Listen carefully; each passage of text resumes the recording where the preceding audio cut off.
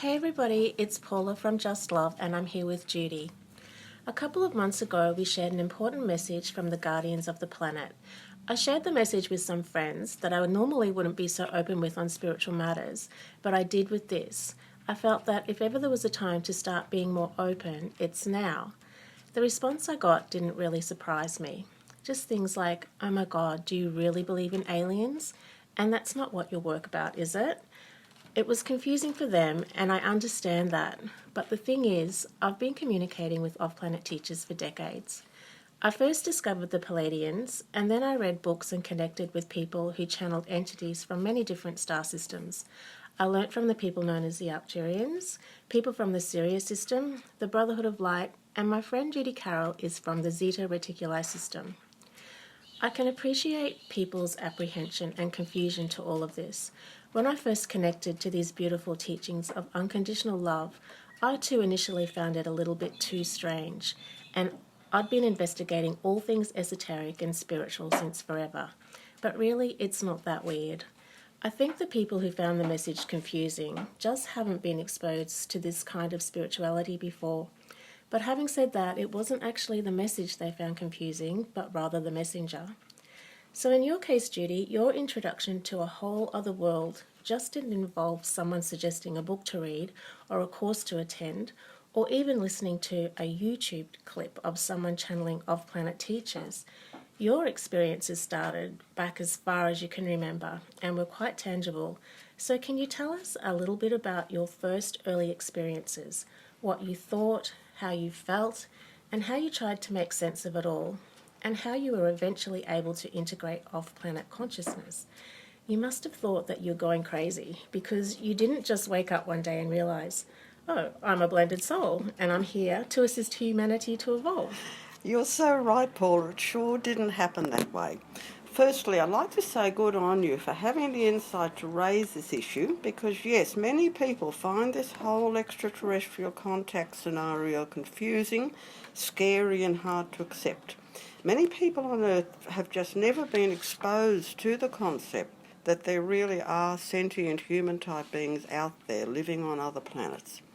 Earth humans have been led to believe for so long that their little blue planet in the Milky Way star system is the only human-inhabited planet out of countless trillions of worlds in the universe. In fact, only a few hundred years ago, the Church decreed that Earth was the centre of the universe and that the sun revolved around us. Anybody who claimed or even surmised otherwise was put to death for heresy. So no wonder the average Earth human has trouble accepting the fact of other human-inhabited planets.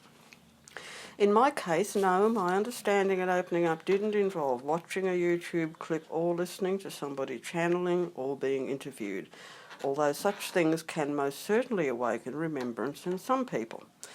As a child born in Australia in the early 1950s, there was no YouTube, and I'd never even heard of channeling until I joined a meditation psychic development group in 1987 at the age of 34 or thereabouts, on the advice of my star family, with whom I was already on familiar terms.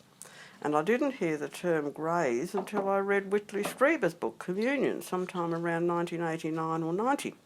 We didn't even have things like the Roswell crash here in Australia, so ET contact was just not part of life here for most people.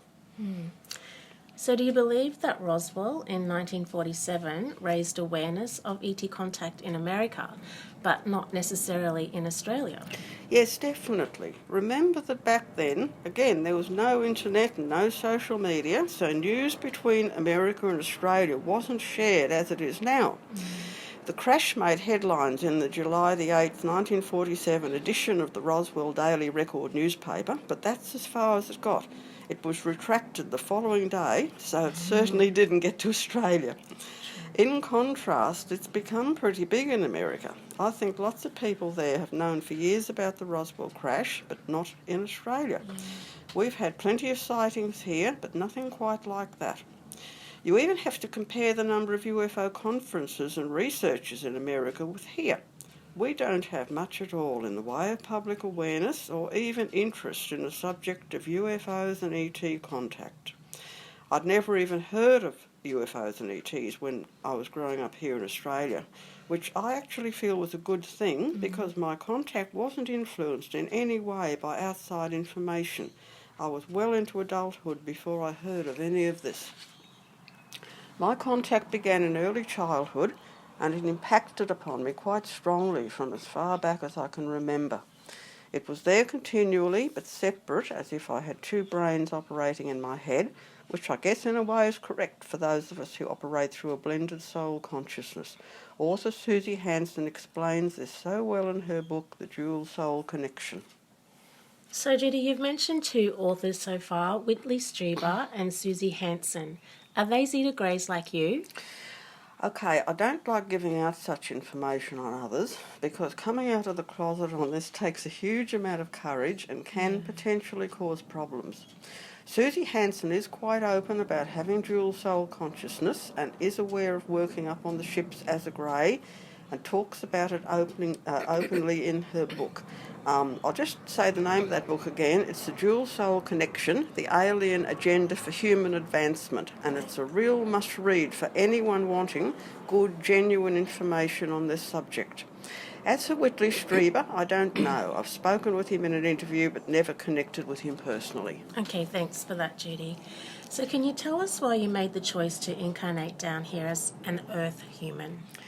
Yes, as a Zeta Grey in my last life, which ended rather suddenly, I made a pre-birth choice to reincarnate here as an Earth human so I could continue serving the mission that's being carried out in connection with the major shift from fourth to fifth world consciousness. Yeah, and as we know, this major shift from fourth to fifth world consciousness is happening now.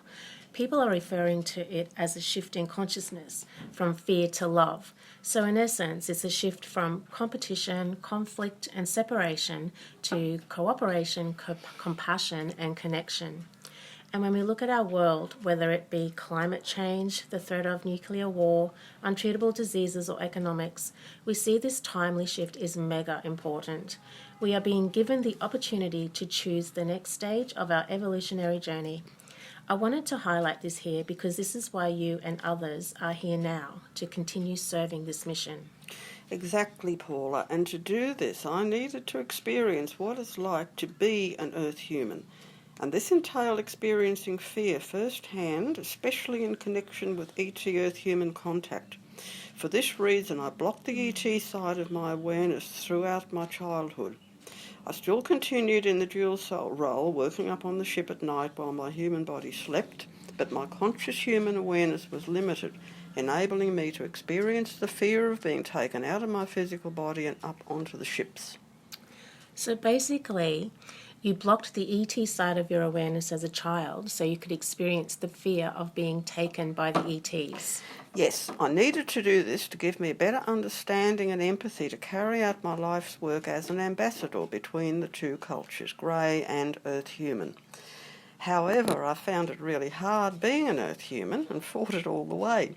The concept of having to take food into my body via my mouth, process it, then clear the waste products felt wrong and weird and foreign.